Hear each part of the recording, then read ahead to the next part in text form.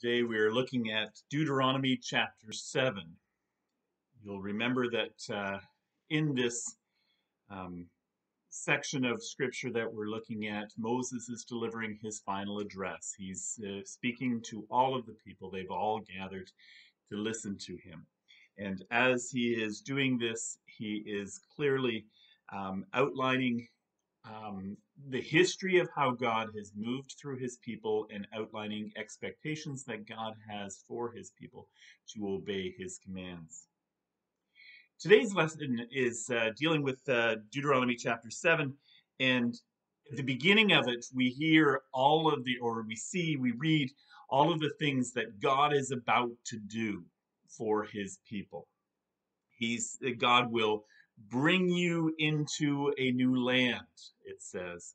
He will clear away all of the nations that are living in that land that has been promised to his people for centuries, dating back all the way to the time of Abraham. The command for the people of Israel is to go in and destroy all of those nations, to completely put them to death, to not adhere to their idols or their gods. God also instructs the people not to make any agreements, any covenants, any kind of treaties with the nations that are around them. They are completely to be removed from the land. More specifically than just a treaty or a covenant is they are not to enter into marriage with the nations that are surrounding them.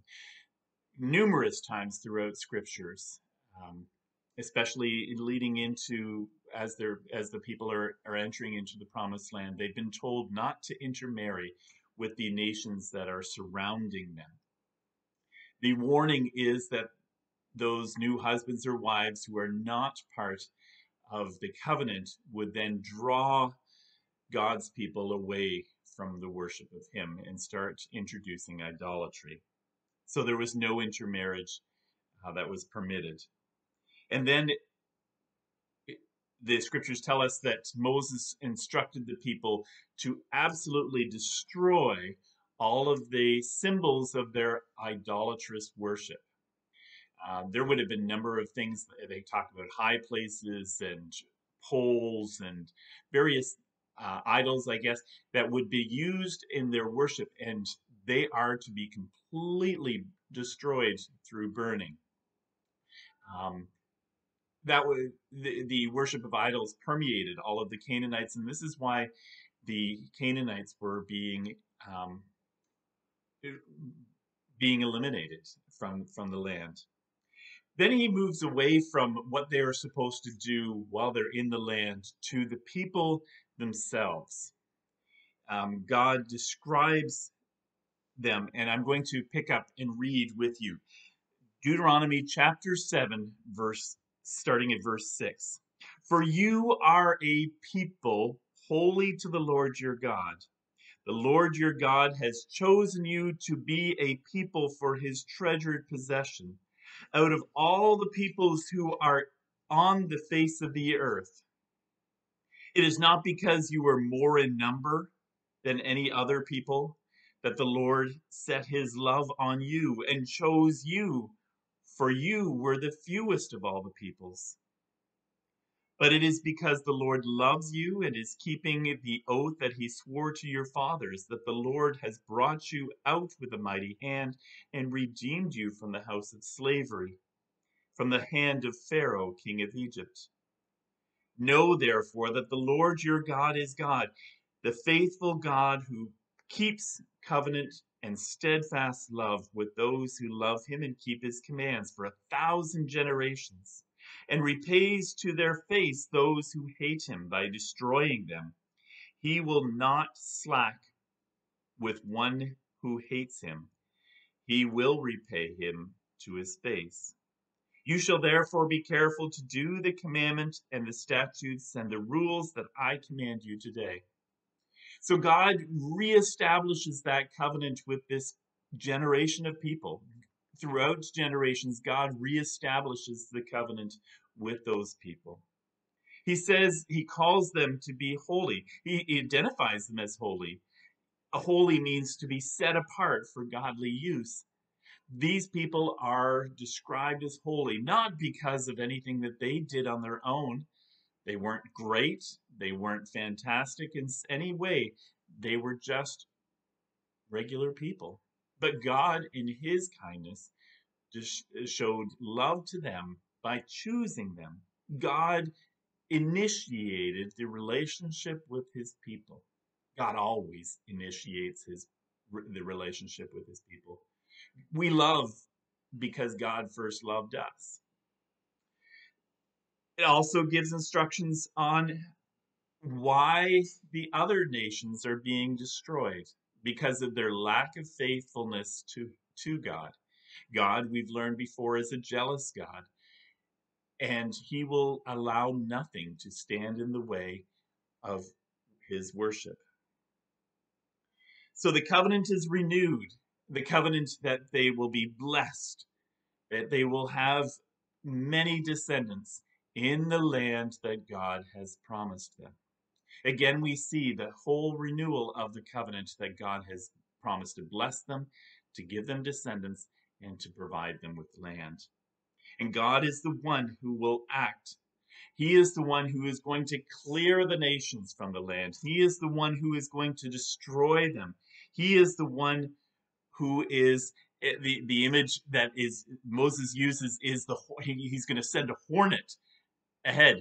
And some of you might have been stung by a bee or a hornet, and you know if you've ever been stung by a bee or hornet, you do not want that again, and so you would start running if a hornet started chasing you. And that image is there of the hornet doing the work. It's a really interesting image. Then it gives instructions. Okay, you're going to have all of this land before you. The cities that you haven't built, vineyards that you haven't planted, but don't covet. Anything that has been set aside as being useful for the house of God or useful um, for not for the people, not useful for the people. The command has been not to covet those things. God established rules for them to obey. Jumping ahead into chapter 9, God continues in this process of describing the people, and he's telling them why he chose them. I'm going to read for you chapter 9, verse 5.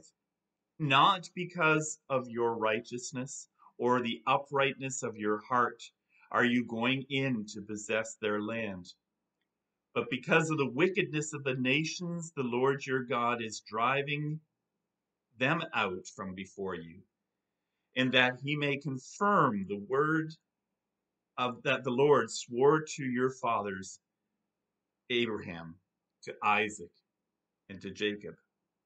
Know therefore that the Lord is God, is not giving you this good land to possess because of your righteousness, for you are a stubborn people.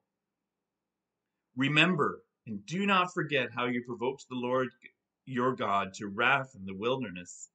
Remember that story where there numerous times God was angry with them because of their sin, where they grumbled and complained, and they said that it wasn't the true God that brought them out of Egypt.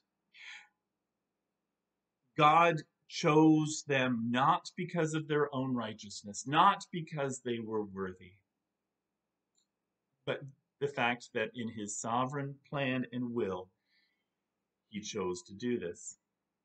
This concept is reinforced in the New Testament as well.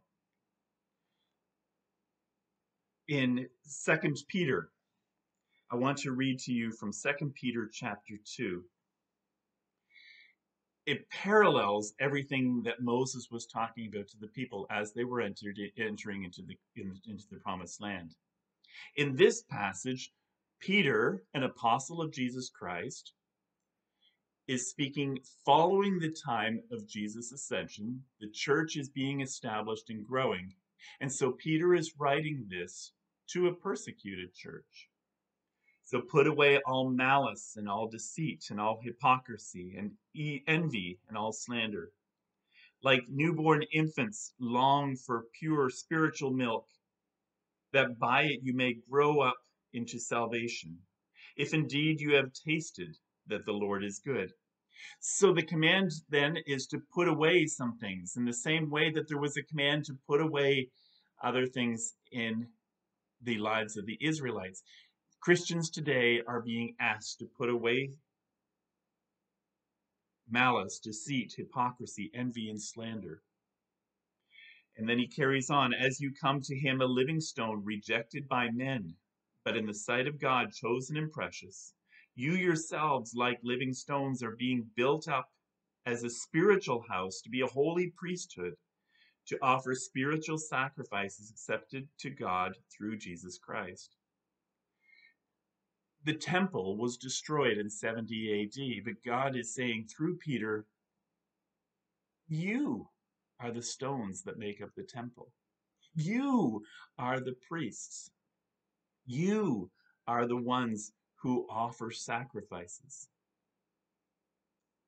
Verse 9, but you are a chosen race, a royal priesthood, a holy nation, a people for his own possession, that you may proclaim the excellencies of him who called you out of darkness into his marvelous light. Once you were not a people, but now you are God's people. Once you had not received mercy, but now you have received mercy.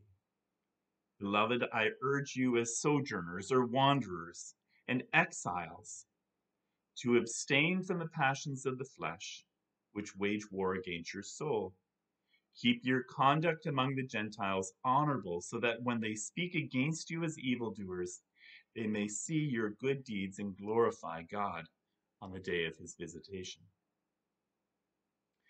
You are a chosen race, a royal priesthood, a holy nation. This is talking to Christians today, talking to you as a covenant child of God, that you are not because of anything that you've done. In the same way that God spoke that through Moses to the people of Israel, God speaks it through Peter to you, that you're called. And so then the response then is to respond to God in faith and obedience. May you recognize who you are before God. May you recognize his calling in your life. And in that we can rest.